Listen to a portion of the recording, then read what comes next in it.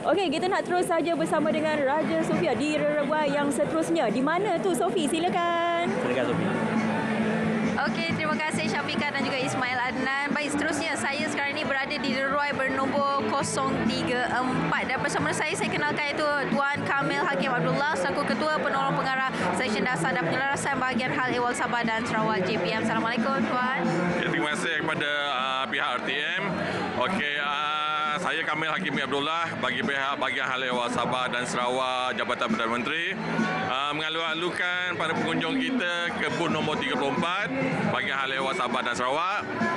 Kita akan menawarkan informasi berkenaan dengan apa yang kita laksanakan berkaitan dengan Perjanjian Malaysia 1963 MA63 dan pada masa yang sama seperti tuan-tuan dan puan-puan lihat di belakang, tuan-tuan akan berpeluang untuk mengenali orang kata kebudayaan, ada resan dan pakaian etnik Sabah dan Sarawak. Jadi anda boleh datang dan bergambar dengan orang kata bersekali dengan pakaian tersebut dan mengenali lebih dekat apa yang ada di Sabah dan Sarawak. Terima kasih. Okey, dan sekarang ni belakang kita tengah pocong-pocong ni Tuan.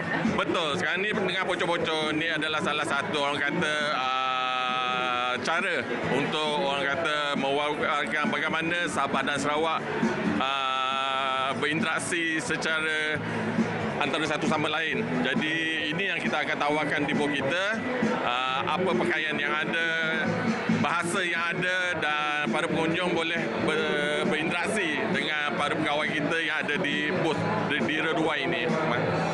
Okey, jadi boleh ajak orang ramai untuk datang ke booth nombor 034 ni sebab ada banyak aktiviti menarik Tuan. Betul.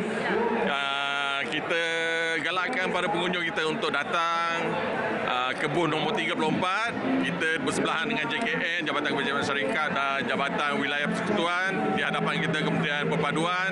Datang, rasai sendiri macam mana berpakaian ala etnik Sabah dan Sarawak. Terima kasih. Boleh ambil gambar Tuan Boleh. Bergambar dengan berpakaian pun sangat digalakkan. Okey, jadi itu dia, jangan lupa untuk hadirkan diri anda ke booth nombor 034 untuk sama-sama merasai pengalaman lah untuk pergi ke Sabah dan Sarawak kan. Kalau nak pergi jauh sikit. Tapi hari ini berkesempatan lah. Sampai jam berapa? Kita akan buka sehingga tamat pameran ini sehingga 6 jam kalau ikut jadual rasmi dan tuan-tuan dan puan-puan datanglah, ambillah peluang yang mana seperti mana katakan tadi.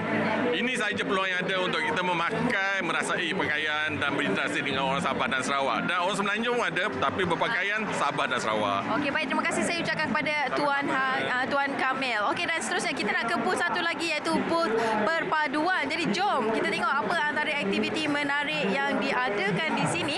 Bersama dengan saya kenalkan iaitu Tuan Sobri. Assalamualaikum. Waalaikumsalam. Waalaikumsalam warahmatullahi wabarakatuh. Okey, jadi Tuan Sobri, apa yang menariknya di booth perpaduan ni?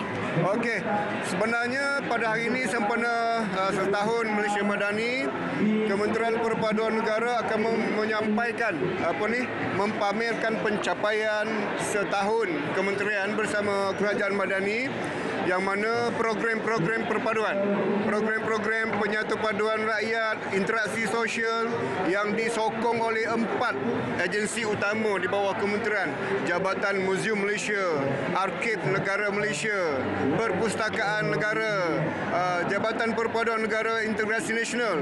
4 agensi ini bergabung untuk melaksanakan program perpaduan.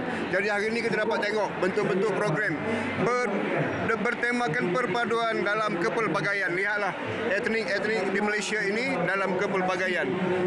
Perpaduan dalam kepelbagaian. Okey, jadi di kesempatan waktu yang ada ni, Tuan mungkin boleh ajak orang ramai untuk datangkan ke booth nombor berapa. Kena hadirkan diri sampai jam 10 malam nanti, insyaAllah. Ya. Okey, datanglah beramai-ramai ke booth nombor 22 Kementerian Perpaduan Negara. Kita dapat merasai sendiri moment of unity, momen perpaduan, dapat merasai makanan tradisional pelbagai kaum, dapat mencuba permainan tradisional congkak. Jadi boleh bermain congkak, merasai makanan tradisional pelbagai kaum. Datanglah ke booth Kementerian Perpaduan Negara hari ini. Baik, terima kasih saya ucapkan kepada Tuan Sobri di atas pujian tersebut. Okey, jadi anda kena hadirkan diri anda untuk merasai pengalaman nak main congkak, nak lihat baju-baju etnik dan sebagainya, perlu untuk datang ke sini sehingga jam 10 malam.